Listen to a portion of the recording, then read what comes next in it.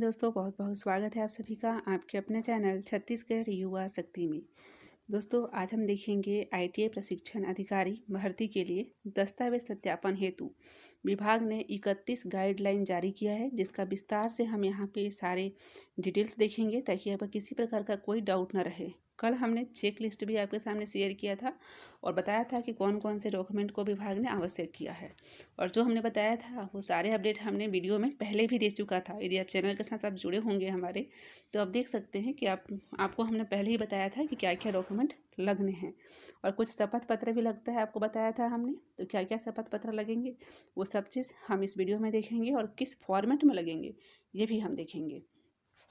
तो जिन बच्चों के सब चीज़ क्लियर होगा तो वीडियो को स्किप कर सकते हैं, और जिन बच्चों को ये सब क्लियर नहीं होगा, कुछ डाउट होगा, तो फिर आप वीडियो को पूरा देखिएगा, क्योंकि आपके लिए फिर ये हेल्पफुल रहने वाला है। तो चलिए अब हम बिना देरी के स्टार्ट करते हैं और देखते हैं फर्स्ट पॉइंट कि विभाग यहाँ पे क्या गाइडलाइन कर रहा है आप लोगों को। तो जो पहला है यहाँ पर दिशा निर्देश, तो विभाग ये कह रहा है कि 16 अगस्त आपकी काउंसलिंग की लास्ट डेट थी प्रथम चरण की, जो कि अब आपने पूर्ण कर ली है। ठीक है। देन इसमें क्या कह रहा है विभाग कि जब आप लॉगिन किए प्रथम चरण की काउंसलिंग के लिए, तो उसमें आवंटित संस्था का नाम और जिला का नाम अंकित होगा। अभ्यर्थी को इस आवंटन को स्वीकार करना अनिवार्य होगा, अन्यथा वे चयन प्रक्रिया से बाहर हो जाएंगे तथा अन्य अभ्यर्थी आगामी प्रक्रियाओं के लिए पात्र होंगे। इस संबंध में किसी भी प्रकार का अभ्यावेदन स्वीकार नहीं किया जाएगा। इसका मतलब क्या है, आपको पता है कि आपकी जो ऑनलाइन काउंसलिंग है ये 9 से 16 अगस्त तक थी। 16 अगस्त के बाद आप यदि ऑनलाइन काउंसलिंग हेतु लॉगिन करते हैं तो ये आपको ऑप्शन नहीं मिलेगा। साथ ही आपने जिला और संस्था का नाम सेलेक्ट नहीं किया है, नहीं चुना है, तो भी आप जो आगामी प्रक्रिया है दस्तावेज सत्यापन की, उसमें हिस्सा नहीं ले पाएंगे। ठीक है, इसका मतलब ये है। और आप 16 अगस्त के बाद नहीं कर पा रहे हैं, और मान लीजिए उसके बाद आप कुछ आवेदन कर रहे हैं कि हमारा तो नाम है लिस्ट में, हम किसी भी कारणवश 16 अगस्त में नहीं कर पाए, 17 अगस्त को करना चाह रहे हैं, चाहे उसके बाद करना चाह रहे हैं, तो आपका आवेदन स्वीकार नहीं किया जाएगा। ठीक है, तो आपका ये जो पहला इसमें विभाग ने लिखा है गाइडलाइन, वो क्लियर हो चुका होगा। नेक्स्ट देखिए, जब आप आवंटन कर रहे होंगे, आवंटन स्वीकार करने पर दस्तावेज सत्यापन हेतु आमंत्रण ऑफर पत्र प्रदर्शित होगा, जिसका अभ्यर्थी प्रिंट आउट ले सकेंगे। तो जब आपका जो ऑनलाइन काउंसलिंग का जो फॉर्म है अप्लाई किए थे, वो जब स्वीकार कर लिया गया होगा, तो आपको एक आमंत्रण पत्र प्रदर्शित हो रहा होगा, तो उसे आपको प्रिंट आउट करना था। आपने कर लिया होगा, और नहीं तो सबमिट कर दिया है तो बाद में प्रिंट आउट होता है। तो आप देखेंगे यदि प्रिंट आउट नहीं किए होंगे तो ये प्रिंट आउट होगा, और इसी जो आमंत्रण पत्र है इसी में आपका लिखा होगा कि आवश्यक जो दस्तावेज सत्यापन है ये कहाँ और किस तिथि में होना है। क्योंकि कई सारे बच्चे पूछ रहे थे मैडम कब होगा दस्तावेज सत्यापन, कहाँ जाना होगा। तो देखिए ये विभाग खुद कह रहा है कि जब आप ऑनलाइन किए थे अप्लाई काउंसलिंग में, तो आवंटन स्वीकार करने के पश्चात उसमें आमंत्रण पत्र मिले रहेगा, उसी में आपका लिखा रहेगा कि आपको किस तारीख को कहाँ पर कितने समय जाना है दस्तावेज सत्यापन हेतु। ठीक है, ये चीज़ आपको क्लियर हुआ है। हो सकता है आपके पास मैसेज भी आया हो, क्योंकि कई सारे विभाग एसएमएस भी करके जानकारी भी देती है। हालांकि यहाँ एसएमएस का कोई भी डिटेल्स इसमें मेंशन नहीं है कि एसएमएस आएगा, लेकिन आता है। फिलहाल तो इसमें मेंशन है कि आमंत्रण पत्र आया रहेगा, उसी में आपका लिखा रहेगा कि आपको दस्तावेज सत्यापन कहाँ पे करवाना है। तो आप इसको बिल्कुल चेक कर लीजिएगा। विभाग यहाँ से अलग से तिथि जारी नहीं किया है, आपका उसी में रहेगा। दस्तावेज सत्यापन हेतु अभ्यर्थी को किसी प्रकार का यात्रा व्यय नहीं मिलेगा, मतलब आपके आने जाने का जो खर्चा है वो आपको नहीं दिया जाएगा, खुद के खर्चे पे आपको दस्तावेज सत्यापन करवाना है। इतना क्लियर है आपको। अब देखिए आगे, दस्तावेज को सत्यापन में अनुपस्थित रहने वाले और न्यूनतम अर्हता पूर्ण करने वाले अभ्यर्थी को आगामी चरण के लिए पात्र नहीं किया जाएगा। तो देखिए, यदि आप मान लीजिए आपको जिस तारीख में जिस डेट में बुलाया गया है, आप नहीं जाते हैं वहाँ, उस डेट में अनुपस्थित रहते हैं, तो ऐसे में तो आपका दस्तावेज सत्यापन हो नहीं पाएगा उस दिन। और यदि उस दिन नहीं करवाते हैं आप, तो अगला आपको चांस नहीं मिलेगा, वहीं से आपको अपात्र कर दिया जाएगा। ठीक है ना। क्लियर है कि आप जाएंगे ही नहीं तो क्या होगा, आपको अपात्र कर देंगे वहीं से। इसलिए जो डेट में बुलाया गया है, जिस समय पे बुलाया गया है, उस समय पे आप बिल्कुल जाइए ताकि आपका दस्तावेज सत्यापन हो जाए। उसके बाद आपका बिल्कुल भी नहीं होगा। यहाँ पे विभाग ने क्लियर मेंशन कर दिया है। साथ ही न्यूनतम अर्हता, जो भी आपकी 6 शैक्षणिक योग्यता है, ये सारी चीज़ें पूर्ण होनी चाहिए। नहीं होती है तो भी सेम चीज़, आप क्या होंगे, अपात्र हो जाएंगे। अब देखिए आगे हम कुछ चीज़ें देखते हैं। कई सारे बच्चे का सवाल था कि मैडम हमसे फॉर्म में कुछ कुछ डिटेल्स गलत फिल हो गई है, हम ATI वाले नहीं हैं, CTI वाले नहीं हैं, बट फिर भी हमको 10 नंबर मिल गया है अधिमान, तो क्या होगा। तो हमने इसके बारे में पहले भी बताया था। और देखिए विभाग खुद भी क्या कह रहा है। विभाग यहाँ पे क्या कह रहा है, 3 नंबर में देखेंगे, थर्ड पॉइंट है कि मेरिट सूची परीक्षा के प्राप्तांक और अधिमान के आधार पर तैयार की गई थी। तो बिल्कुल आपको पता है कि जितने भी आप नंबर पाए प्लस आपका जो अधिमान है, जैसे CTI वाले अभ्यर्थी हैं उनको 10 नंबर एक्स्ट्रा मिला है, उसी को क्या कहा जाता है, अधिमान। तो प्राप्तांक प्लस अधिमान, इन दोनों को ऐड करके क्या बना है, आपकी मेरिट सूची। अभ्यर्थी द्वारा संबंधित पद हेतु आवेदन करते समय व्यापम के पोर्टल पर भरी गई जानकारी के अनुसार दस्तावेज सत्यापन के समय मूल दस्तावेज प्रस्तुत करना अनिवार्य है। ठीक है, तो आप जब व्यापम के साइट में फॉर्म फिल कर रहे थे तो वहाँ पे आपने क्या क्या चीज़ें फिल किया है, उसी जो जानकारी है उसी के आधार पर आपका जो मूल दस्तावेज सत्यापन होगा। आपने वहाँ पे नाम क्या लिखा है, पिता का नाम क्या लिखा है, एड्रेस क्या लिया है, अनुभव है कि नहीं है, आप कौन से प्रमाण पत्रधारी हैं, जो जो आपने वहाँ पे लिखा है, मेंशन किया है, वही वही आपको यहाँ पे दस्तावेज सत्यापन में प्रस्तुत करना अनिवार्य होगा। अभी आगे देखिए, अभ्यर्थी को सभी दस्तावेज की स्वयं द्वारा सत्यापित 2 छाया प्रति भी जमा करनी होगी।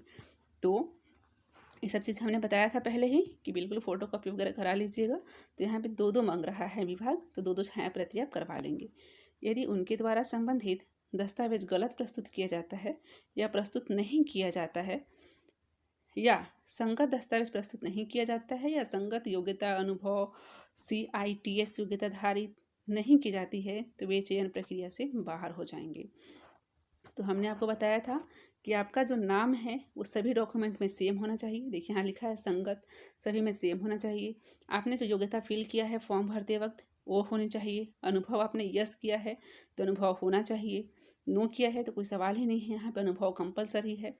CITS गलती से फिल कर दिया है आपने और 10 नंबर एक्स्ट्रा मिल चुका है तो आपके पास प्रमाण पत्र होना चाहिए। नहीं होता है सीधे चयन प्रक्रिया से आपको बाहर कर दिया जाएगा, ये विभाग कह रहा है। तो इसमें किसी प्रकार का आपके मन में डाउट नहीं होना चाहिए कि हमारे पास ये डॉक्यूमेंट नहीं है तो हम क्या करें, क्योंकि देखिए यहाँ पे खुद ही विभाग कह रहा है और भर्ती किसको लेना है, विभाग को ही लेना है। तो आपने कुछ गलती से फिल कर दिया है तो फिर यहाँ पर आप चयन प्रक्रिया से बाहर हो सकते हैं, और नहीं तो आप डिपार्टमेंट से बात करके देख सकते हैं। कई सारे बच्चे हैं CITS सर्टिफिकेट नहीं है, 10 नंबर एक्स्ट्रा मिल गया है, तो विभाग से बात करके देख सकते हैं कि 10 नंबर माइनस करने पे यदि कट ऑफ में आ रहा है तो क्या उनका सिलेक्शन हो सकता है। तो ये बात करके देख सकते नहीं तो यहाँ पे साफ तौर पे स्पष्ट है कि आप व्यापम के पोर्टल में जो जो जानकारी भरे हैं वही वही जानकारी वहाँ प्रस्तुत करना होगा। आप नहीं करते हैं तो फिर चयन सूची से आप बाहर हो जाएंगे, चयन प्रक्रिया से बाहर हो जाएंगे। ठीक है, अब देखिए आगे, आवेदक को छत्तीसगढ़ का मूल निवासी होना अनिवार्य है। इस हेतु सक्षम अधिकारी द्वारा जारी निवास प्रमाण पत्र प्रस्तुत करना होगा। ठीक है ना, तो ये चीज़ भी क्लियर है। सब चीज़ तो हमने पहले बता दिया था, निवासी होना आवश्यक है। आपका निवास नहीं रहेगा यहाँ का तो फिर आप जो चयन प्रक्रिया है उससे बाहर हो जाएंगे। साथ ही भूतपूर्व सैनिकों के लिए भी हमने बताया था कि भूतपूर्व सैनिक के लिए क्या होगा, उनका डिस्चार्ज सर्टिफिकेट प्रस्तुत करना अनिवार्य होगा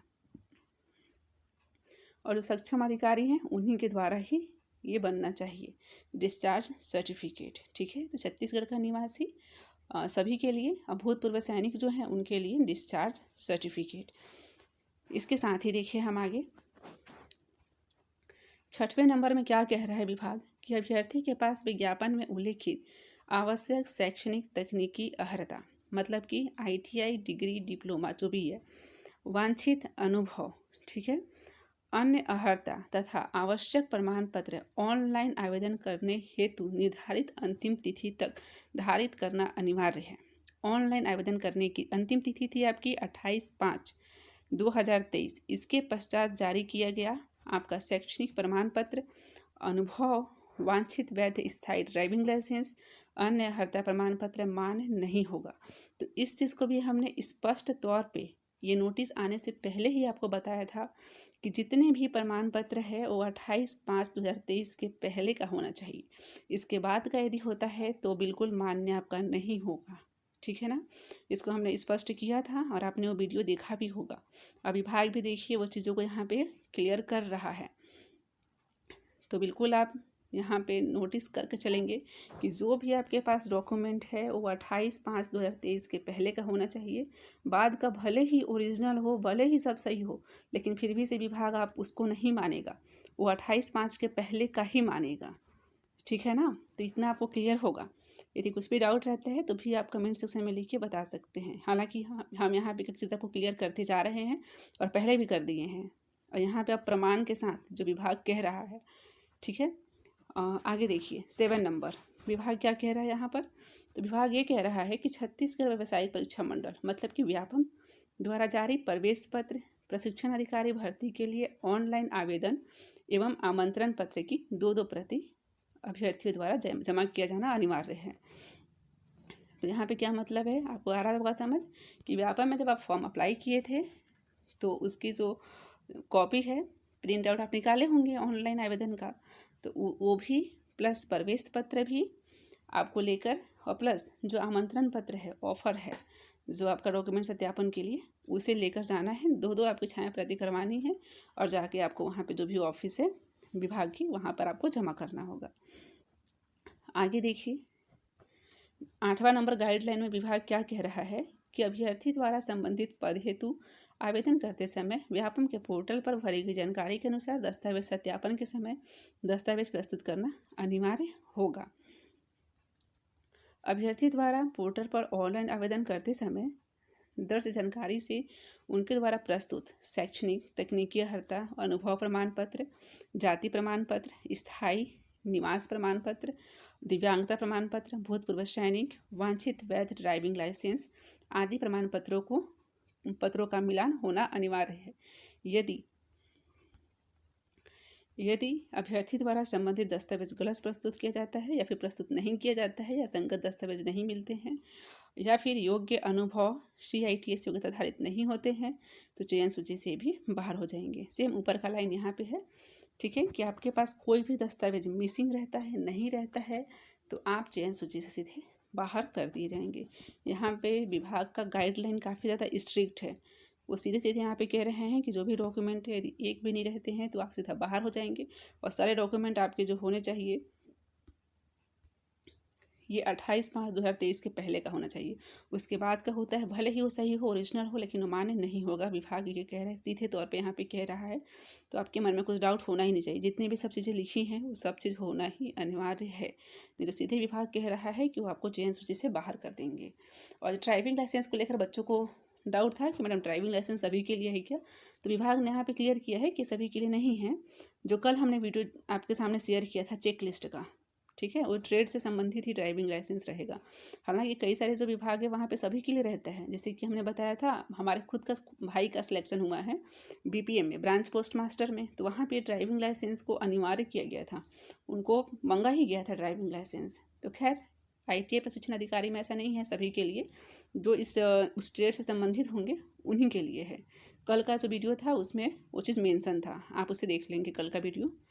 चलिए आगे हम बढ़ते हैं, गाइडलाइन नंबर 9 देखते हैं। विभाग क्या कह रहा है, आवेदन करने की अंतिम तिथि तक आवेदित पद के लिए आवश्यक शैक्षणिक अर्हता का प्रमाण पत्र, स्नातकोत्तर उपाधि, ये सभी सेम वही है जो अभी हम 8वें नंबर में पढ़ें। आयु संबंधी प्रमाण पत्र, अन्य आवश्यक प्रमाण पत्र, ये सब होना चाहिए। तो ये सब चीज़ भी सेम 8वें नंबर जैसे है, पहले भी तो हमने इसको बताया भी है, आपको ये पता ही होगा। आगे देखिए क्या है, आयु की गणना 1/1/2023 से की जाएगी। ठीक है, ये आपका यहाँ पे नई चीज़ है कि आपकी 1 जनवरी 2023 से ही आपकी आयु की गणना की जाएगी। और इसके लिए क्या करना है आपको, तो आपकी हाई हायर सेकेंडरी स्कूल का सर्टिफिकेट की मूल प्रति और 2 छाया प्रति आपको पेश करनी होगी। जितने भी आपके पास प्रमाण पत्र है, दस्तावेज, सबकी आपको 2 छाया प्रति तो लेना ही है। और स्वप्रमाणित, स्वप्रमाणित क्या होता है, आप जो सर्टिफिकेट है वहाँ पे आप लिख देंगे स्वप्रमाणित और अपना यहाँ पे साइन कर देंगे, ठीक है। वो होता है स्वप्रमाणित, खुद से प्रमाणित करना। आगे देखिए यहाँ पर क्या मेंशन किया है विभाग ने कि छत्तीसगढ़ मूल स्थानीय निवासी अभ्यर्थी की आयु 1/1/2023 को 18 वर्ष से कम नहीं होनी चाहिए और 40 वर्ष से अधिक नहीं होनी चाहिए। अब देखिए कुछ जो है ST SC OBC कास्ट, वहाँ पे छूट भी मिलता है। तो छूट का क्या प्रावधान है, देखिए यहाँ पर, यदि अभ्यर्थी छत्तीसगढ़ शासन द्वारा अनुसूचित जाति, जनजाति, अन्य पिछड़ा वर्ग का हो, और अन्य पिछड़ा वर्ग में कौन, तो गैर क्रीमी लेयर का हो, तो उसे उच्चतर आयु सीमा में 5 वर्ष तक की छूट मिलेगी। मतलब ST SC OBC जो हैं उनको 5 वर्ष का विभाग छूट देगा और सभी छूटों को मिलाकर अधिकतम आयु 45 वर्ष से अधिक नहीं होनी चाहिए। निर्धारित उम्र सीमा के संबंध में विज्ञापन की कंडिका 5 की उपकंडिका में आपको अवलोकन करना है। तो आप देख लीजिएगा, जो पहला विभागीय नियम आया था ना, उसमें ये चीज़ मेंशन होगा। तो यहाँ पे तो आपको क्लियर है कि 1 जनवरी तक आयु गणना होगी, 18 साल से कम, 40 साल से अधिक नहीं होगी। ST SC OBC को 5 लाख का छूट मिलेगा। अधिकतम आयु क्या है, अब 5 साल ऐड कीजिएगा, 40 में तो कितना होगा, 45 साल ही होगा, तो उससे अधिक छूट आपको मिलेगा नहीं। आगे देखिए यहाँ पर ड्राइविंग लाइसेंस के बारे में फिर से बताया गया है कि विज्ञापन में जिन व्यवसायों में हल्के मोटरयान का वैध स्थायी ड्राइविंग लाइसेंस अनिवार्य है, उन व्यवसायों के अभ्यर्थियों को वैध ड्राइविंग लाइसेंस प्रस्तुत करना होगा। तो ये सभी के लिए नहीं है, वो जो हल्का मोटरयान संबंधित ट्रेड है उन्हीं के लिए बस है ये, बाकी सबके लिए नहीं है। और जो भी ड्राइविंग लाइसेंस है वो क्या है, अंतिम तिथि के बाद जारी न किया गया हो, मतलब 28 तारीख या उससे पहले का हो, मई का, ठीक है ना। तो ड्राइविंग लाइसेंस वाला भी बात क्लियर हो गया कि सभी के लिए नहीं है, बस जो स्टेट से संबंधित है उन्हीं के लिए है। आगे देखिए विभाग क्या कह रहा है कि दस्तावेज सत्यापन के दौरान निजी ITI पॉलिटेक्निक इंजीनियरिंग कॉलेज द्वारा जारी अध्यापन के अनुभव प्रमाण पत्र को संबंधित क्षेत्रीय संयुक्त संचालक 2 दिवस के भीतर प्रमाण पत्र जारी करने वाली निजी ITI पॉलिटेक्निक इंजीनियरिंग कॉलेज में जाकर अभ्यर्थी के अध्यापन, वेतन, उपस्थिति आदि से संबंधित मूल अभिलेखों की जांच करेंगे तथा जांच उपरांत उक्त जारी अनुभव प्रमाण पत्र की वैधता सुनिश्चित होने के उपरांत ही अभ्यर्थी को अपात्र माना जाएगा, ठीक है। तो अनुभव जो है यहाँ पे सबसे बड़ा मुद्दा है अनुभव प्रमाण पत्र का। और यहाँ पे अनुभव प्रमाण पत्र के लिए क्या कह रहा है डिपार्टमेंट कि आप निजी से भी कर सकते हैं, निजी ITI है, पॉलिटेक्निक है, इंजीनियरिंग कॉलेज, यही मान्य होगा। और इनके द्वारा यदि आप किए हैं तो विभाग क्या करेगा, 2 दिन के भीतर इसकी जांच करेगा। वहाँ जाके वो देखेगा अभिलेख कि आपकी जो पेमेंट डायरी रहती है, अध्यापन रहता है, इससे संबंधित वहाँ पे डायरी है कि नहीं है, वो सब चीज़ें जांच करेगा। यदि जांच में वो वैध पाया गया तो ही आपको अपात्र करेगा, नहीं तो आपको अपात्र कर देगा। तो यहाँ पे स्पष्ट यहाँ पे मेंशन है अनुभव प्रमाण पत्र को लेकर कि आपका निजी ITI पॉलिटेक्निक इंजीनियरिंग कॉलेज का यहाँ पे जारी अध्यापन का यहाँ पे चेक भी करेंगे, वो 2 दिन के भीतर ही कर लेंगे। उसके बाद वो आपको अपात्र और पात्र करेंगे। ऐसा नहीं है कि सर्टिफिकेट आप लेके जाते हैं तुरंत पात्र कर देंगे, वो चेक करेंगे, यहाँ पे उन्होंने क्लियर मेंशन किया है। तो यहाँ पे आपको क्लियर हो चुका होगा। कई सारे बच्चे बोल रहे थे मैडम इंडस्ट्रियल चलेगा क्या, तो बिल्कुल ये नहीं चलेगा। आपका यहाँ पे टीचिंग ही मांगा गया है और टीचिंग ही चलेगा, वो भी निजी आपका गवर्नमेंट में चलेगा ही, संविदा में आप लगे हैं तो वो तो खैर चलना ही है, लेकिन निजी भी यहाँ पे चलेगा। ITI पॉलिटेक्निक इंजीनियरिंग कॉलेज का यहाँ पे चलना है, ये विभाग ने यहाँ पे मेंशन किया है। आगे देखिए,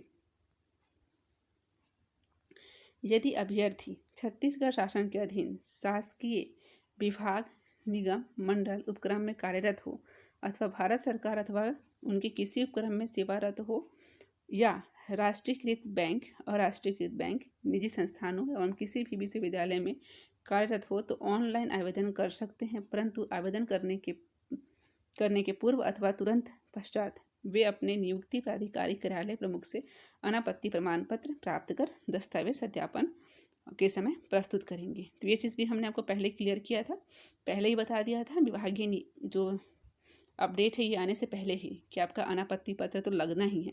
यदि आप संविदा में हैं तभी लगना है, क्योंकि कई सारे बच्चे का सवाल था कि मैडम हम संविदा में हैं तो फिर लगेगा क्या? तो लगना ही है, यहाँ पे सब चीज़ मेंशन है कि किसको किसको लगना है। तो आप इस नोटिफिकेशन को और अच्छे से पढ़ लीजिएगा यदि अभी भी कुछ डाउट होगा तो। आगे देखिए 15वां नंबर में क्या कह रहा है विभाग कि यदि अभ्यर्थी अनापत्ति पत्र प्रस्तुत करने में असफल रहते हैं तो उन्हें संबंधित संस्था द्वारा भार मुक्त न किए जाने के फलस्वरूप उनकी नियुक्ति को निरस्त किए जाने की स्थिति बनती है और विभाग संचालनालय की कोई जिम्मेदारी नहीं होगी इस संबंध में। ऐसा अभ्यर्थी का कोई अभ्यावेदन स्वीकार नहीं किया जाता है। ठीक है, तो क्लियर है कि यदि आप अनापत्ति प्रमाण पत्र नहीं देते हैं तो आपका इसमें सिलेक्शन नहीं होगा। इसमें ITI जो विभाग है वो कुछ भी नहीं कर पाएगा। ठीक है ना, इसमें आप अनापत्ति प्रस्तुत करना यहाँ पे आवश्यक होगा। दस्तावेज के समय जो संविदा में है ये सब में कार्यरत है, यहाँ पे लिखा है कि कौन कौन से अभ्यर्थी को अनापत्ति पत्र लगेगा। ठीक है, इसमें पूरा मेंशन है।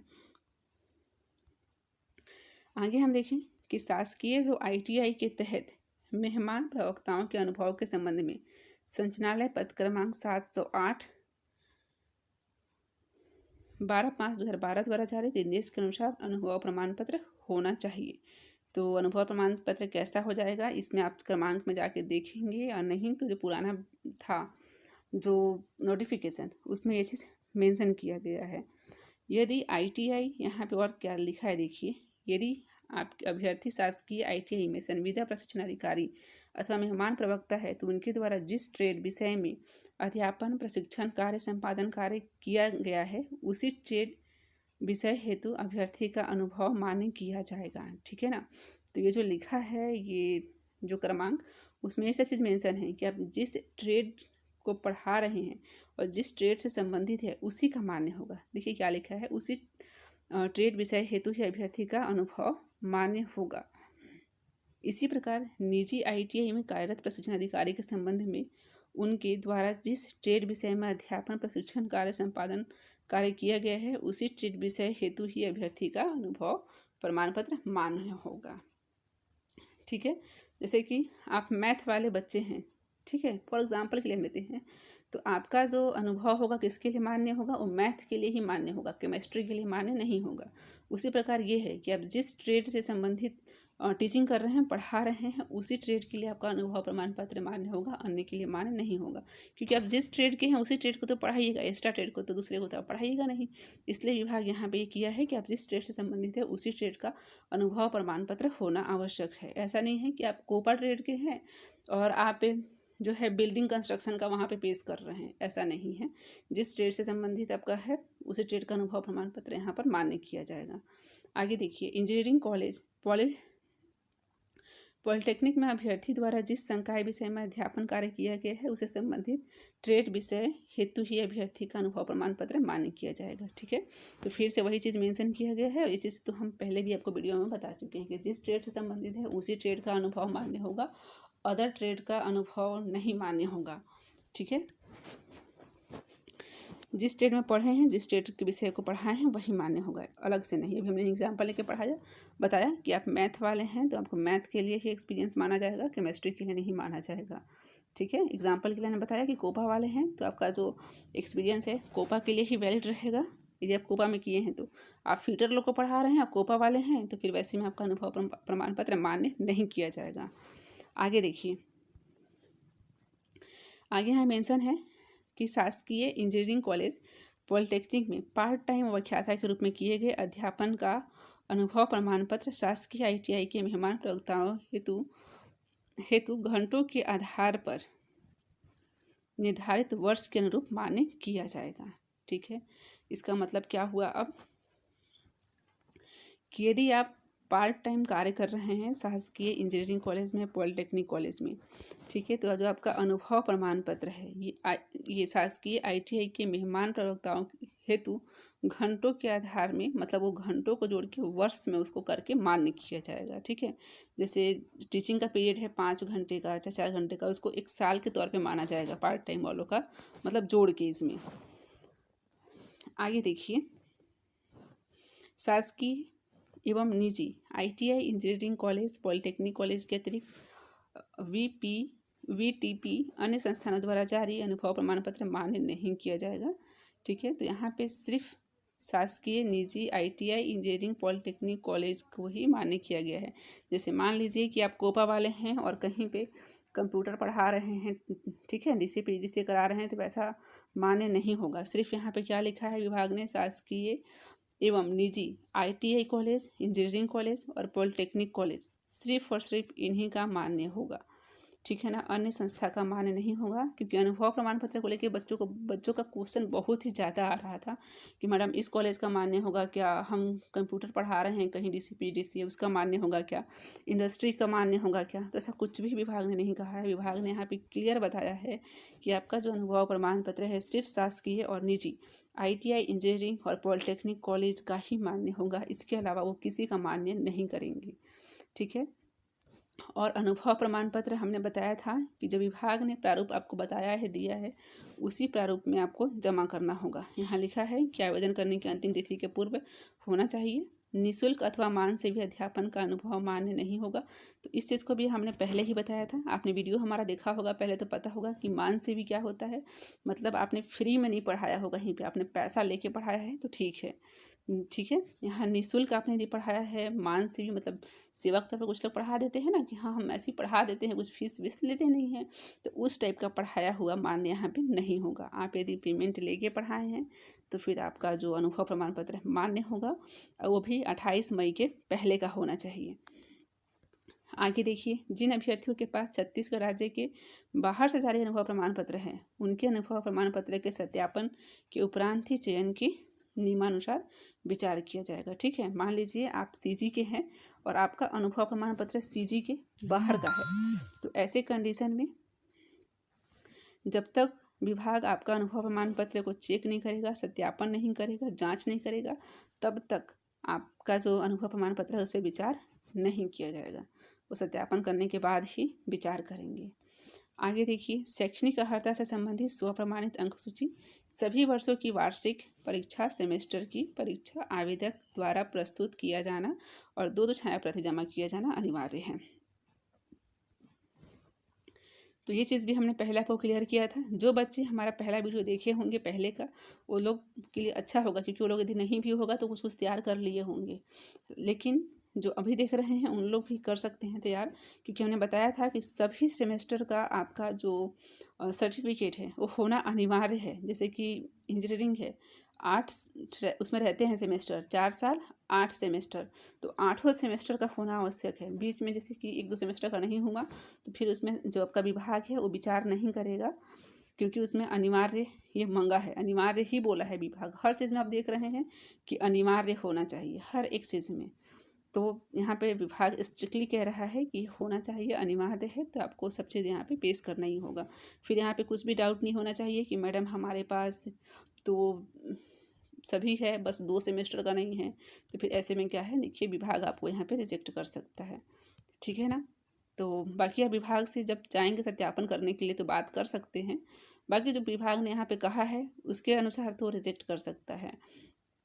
बाकी आप वहाँ पे जाएंगे, बातचीत करेंगे कि तो कुछ सॉल्यूशन भी निकाल सकते हैं, अन्यथा तो यहाँ पे अनिवार्य बोला ही है विभाग कि कुछ भी डॉक्यूमेंट मिसिंग होते हैं, नहीं होते हैं, तो सीधे सीधे आपको जो दस्तावेज सत्यापन है उसे वो बाहर कर देंगे। आगे देखिए, छत्तीसगढ़ के मूल निवासी दिव्यांगजन जो जिला मेडिकल बोर्ड द्वारा निर्धारित प्रारूप में ही जारी दिव्यांगता प्रमाण पत्र को प्रस्तुत करेंगे, अन्यथा उनको इसका लाभ नहीं मिलेगा।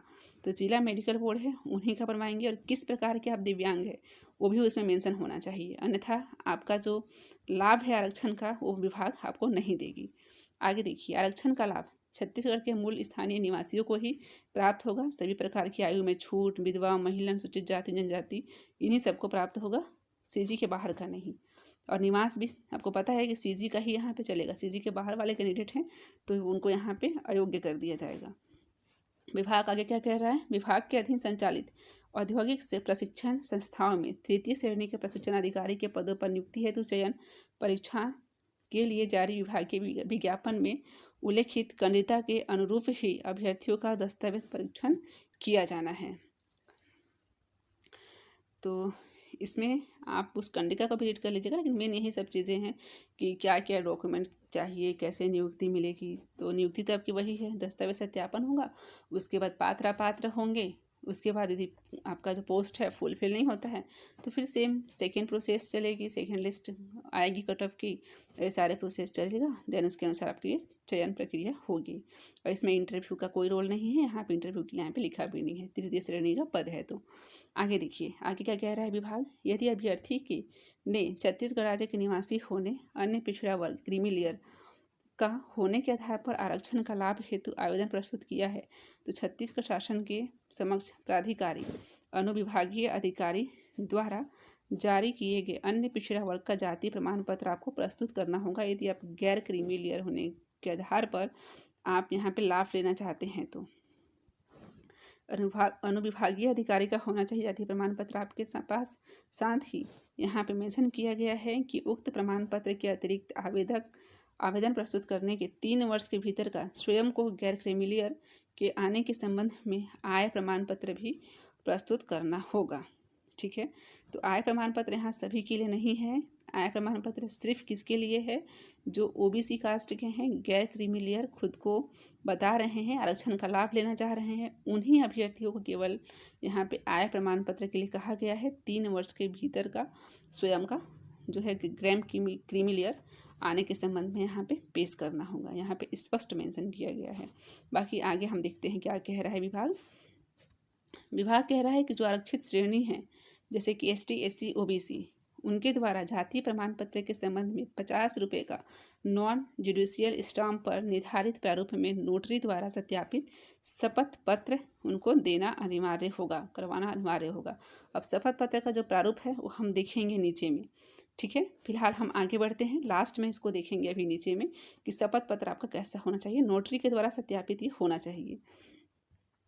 आगे देखिए, सभी दस्तावेज की स्वयं की मूल प्रति भी और 2 आपकी फोटोकॉपी भी होना अनिवार्य है। इसको तो 2-3 बार इस चीज़ मेंशन कर दिया गया है कि 2 आपकी जो है छाया प्रति होनी अनिवार्य है। मूल प्रमाण पत्र के अभाव में यदि आपके पास मूल प्रमाण पत्र नहीं होता है,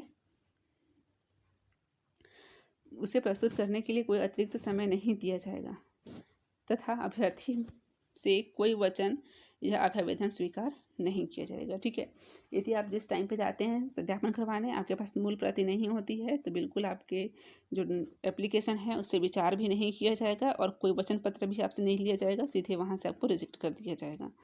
तो आई होप आपके जो सवाल थे इसके जवाब आपको मिल रहे होंगे, क्योंकि डायरेक्ट कुछ भी ना रहने पर डायरेक्ट यहाँ विभाग कह रहा है कि आपको बाहर कर दिया जाएगा क्योंकि सब चीज़ें अनिवार्य हैं। आगे देखिए, आवेदक द्वारा प्रस्तुत समस्त दस्तावेजों के सत्य वास्तविक होने के संबंध में 50 रुपये के नॉन जुडिशियल स्टाम्प पेपर पर शपथ पत्र प्रस्तुत करना अनिवार्य है। तो ये जो है ये सभी बच्चों के लिए है, चाहे वो ST हो, OBC हो या फिर कोई भी कास्ट हो, इसमें कास्ट मैटर नहीं है, यहाँ पे सभी बच्चों के लिए है कि आप जो भी दस्तावेज जमा कर रहे हैं दस्तावेज सत्यापन में तो उसका 50 रुपये का नोटरी द्वारा सत्यापित शपथ पत्र पेश करना होगा कि आपके जितने भी डॉक्यूमेंट है वो सब चीज़ वास्तविक हैं और सही है, सत्य है। इसके लिए सभी अभ्यर्थियों को ये करना होगा। आवश्यक जो दस्तावेज सत्यापन में पात्र अथवा अपात्र होने की जानकारी अभ्यर्थी के लॉगिन पर कारण सहित अपलोड कर दिया जाएगा। ठीक है, तो आपको पता है कि आप ऑनलाइन अप्लाई कर रहे थे तो आपकी जो ID है, पासवर्ड है, उसे फिल कर रहे थे, आपका जो रजिस्टर्ड मोबाइल नंबर था वही और साथ ही पासवर्ड। तो आप जो अपात्र की सूची जारी की जाएगी उसको हम बताएंगे जब आएगा, तो अभी तो आया नहीं है लिस्ट, अभी तो कैसे कैसे होगा, गाइडलाइन कह रहा है विभाग, तो जब आएगी तो बताया जाएगा। आप उसमें लॉगिन करेंगे तो आपको वहीं पे शो होगा कि आप पात्र हैं या फिर अपात्र हैं। आगे देखिए विभाग का यहाँ पे क्या अपडेट है। अब देखिए यहाँ पर विभाग ये कह रहा है कि जो हमने कहा शपथ पत्र लगता है, तो देखिए कौन कौन से शपथ पत्र लग रहे हैं। तो सबसे पहले आरक्षित पद के लिए जो हमने कहा ST SC OBC इनको क्या देना होगा, अपने जाति प्रमाण पत्र को प्रमाणित करने के लिए अनुविभागीय अधिकारी द्वारा जारी प्रमाण पत्र के साथ ही आपको शपथ पत्र भी 50 रुपये का नोटरी करवाना होगा। तो कैसे, किस फॉर्मेट में, देखिए यहाँ बना है फॉर्मेट। मैं फिर यहाँ पे नाम लिखेंगे अपना, यहाँ पिताजी का नाम, उम्र, वर्ष, व्यवसाय, निवास, जिला, तहसील, राज्य सब लिखेंगे। आप कौन से कास्ट में आते हैं, यहाँ पे लिखा है SC ST OBC, जिसमें भी आप आते हैं उसमें टिक कर देंगे, ठीक है। फिर यहाँ पे देखिए क्या लिखा है, मेरी नियुक्ति प्रवेश निर्वाचन नामांकन मनोनयन आरक्षित पद सीट के लिए प्रदान की गई है। तो आप यहाँ पे देखेंगे आपका नियुक्ति है, आरक्षण है, पद है, मनोनयन है। आप और नहीं तो नोटरी करवाने के लिए जाएंगे तो खुद ही ये सब चीज़ भर लेते हैं आपसे पूछ के, है ना। यहाँ पे आपका नाम पता, तो ये तो ईजी ही है। ये फॉर्मेट आप लेके जाएंगे वहाँ पे, फिर नोटरी जो यहाँ पे आवश्यक लगना है उसको फिल कर देते हैं। आप यहाँ पढ़ भी लीजिएगा ये सब चीज़ें। उसके बाद यहाँ पे हस्ताक्षर और ये सत्यापन करेंगे। आप आपका नाम लिखेंगे, पिताजी का नाम लिखेंगे, हस्ताक्षर करेंगे और फिर ये जो नोटरी है आगे का जो काम है वो करेगा। अब देखिए ये नीचे देखिए, ये जो है ये सभी अभ्यर्थियों के लिए है। अभ्यर्थी द्वारा प्रस्तुत दस्तावेजों के संबंध में ये सभी के लिए है। जो ऊपर वाला था ये ST SC OBC के लिए था। कास्ट सर्टिफिकेट के लिए आपको नोटरी करवाना था शपथ पत्र पे, और ये सभी के लिए। इसमें सेम आप नाम लिखेंगे, पिताजी का नाम, उम्र, निवास, जिला, तहसील, राज्य सब मेंशन करेंगे। और साथ ही आप यहाँ पे करेंगे कि मेरे द्वारा जो भी चीज़ प्रस्तुत किया गया, जैसे कि शैक्षणिक अर्हता, अनुभव, प्रमाण पत्र, निवास, दिव्यांगता, भूतपूर्व सैनिक या जाति प्रमाण पत्र, वांछित ड्राइविंग लाइसेंस, आयु संबंध, ये सब चीज़ यहाँ मेंशन है। तो आप जिसमें है उसमें टिक भी कर सकते हैं, ठीक है। और नहीं तो फिर जिसमें नहीं है उसमें क्रॉस भी लगा सकते हैं या छोड़ भी सकते हैं, ऐसे ही सेम ऐसे करके। इसमें सब चीज़ लिखा है कि सत्य है, सही है। तो उसके बाद आप यहाँ पे हस्ताक्षर करेंगे, सेम नाम, पिता का नाम लिखेंगे, हस्ताक्षर, और जो नोटरी है वो अपना काम करेगा। 50 रुपये का आपको यहाँ पे नोटरी द्वारा शपथ पत्र यहाँ पे बनवाना है। तो आप वहाँ पे जाइएगा तो नोटरी बिल्कुल कर देंगे। तो ये है आपका फॉर्मेट। बाकी जो अनुभव प्रमाण पत्र के लिए है तो उसका फॉर्मेट हमने बताया है पहले की वीडियो में, एक चीज़ उसमें भी हमने बताया था समझा कर आपको, तो वैसा आप बनवा लीजिएगा। और ये शपथ पत्र और सभी कैंडिडेट के लिए है, उनके डॉक्यूमेंट सत्यापन के लिए शपथ पत्र। तो ये रहा दोस्तों आज का ये वीडियो, जिसमें हमने 31 पॉइंट देखे जो विभाग ने जारी किया है। हालांकि इसमें कुछ नई चीज़ें ज़्यादा नहीं थी, जो हमने पहले वीडियो में बताया था वही सब चीज़ें थी। बस यहाँ पे आपको क्लियर होगा अनुभव को लेकर कि आपका जो अनुभव प्रमाण पत्र है सिर्फ और सिर्फ निजी और शासकीय जो ITI पॉलिटेक्निक कॉलेज है, इंजीनियरिंग कॉलेज है, वहीं का चलेगा। इसके अलावा किसी भी संस्था का नहीं चलेगा। अब इसके अलावा भी किसी प्रकार का डाउट होगा, आपका प्रश्न होगा, तो बिल्कुल आप कमेंट सेक्शन में लिख के बता सकते हैं। इस वीडियो में इतना ही दोस्तों, हम मिलते हैं आगे नई वीडियो में कुछ नई जानकारी के साथ। तब तक के लिए goodbye and take care.